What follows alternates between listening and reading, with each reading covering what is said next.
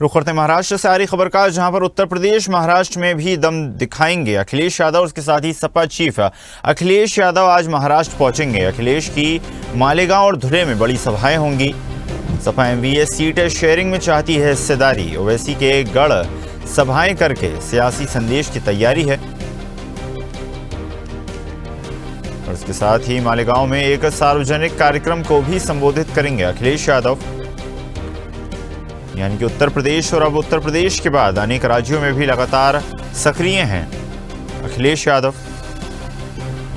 लोकसभा चुनाव में अखिलेश यादव को उत्तर प्रदेश में बड़ी सफलता हासिल हुई, जिसके बाद अब अनेक प्रदेशों में लगातार विधानसभा चुनाव में प्रभावशील सपा पार्टी है।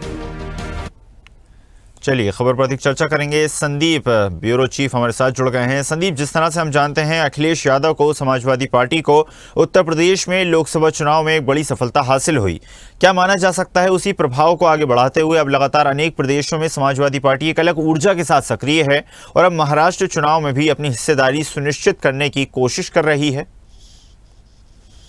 जी बिल्कुल, अभी अखिलेश यादव का जो है महाराष्ट्र में 2 दिन का दौरा है और हरियाणा विधानसभा चुनाव के हार से कांग्रेस को बड़ा झटका लगा है। यूपी में होने वाले विधानसभा चुनाव, उपचुनाव में सपा के साथ सीटों को लेकर उनकी बातचीत अभी तक बन नहीं पाई है और इधर सपा प्रमुख जो अखिलेश यादव ने महाराष्ट्र में 12 सीटों की मांग की दी है और उसके बाद जो आप देख रहे हैं कि इंडिया आघाड़ी के रूप में जो है एकजुटता के लोकसभा चुनाव में भाजपा को पूर्ण बहुमत तक पहुंचने से भले ही रोक लिया हो, लेकिन अब राज्यों में हो रहे विधानसभा चुनाव में विपक्षीय गठबंधन के दलों की खींचातान बरकरार है।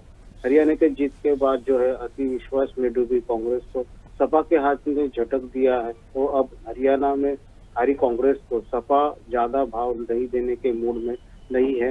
उत्तर प्रदेश की तीसरी सीट के रूप में मीरापुर की मांग कर, लेकिन गुरुवार को जो प्रत्यक्ष आज घोषित करेंगे सपा सीधा संदेश दिया है।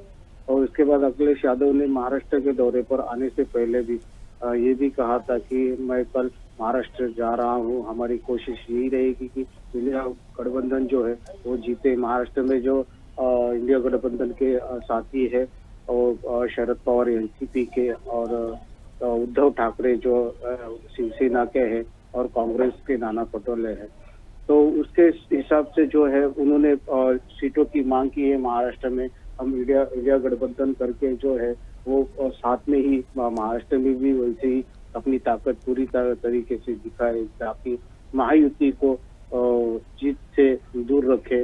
इसके चलते जो है अखिलेश यादव का आज और कल महाराष्ट्र का दौरा है। वो कल आज शाम को जो है ओझर एयरपोर्ट से मालेगांव के लिए रवाना होंगे और आज शाम अजीत स्टेडियम में मालेगांव में उनकी एक जनसभा संबोधित करेंगे। और दूसरी बात जो है वो अपनी जनसभा कल जो है वो धुलिया में उनका जो है।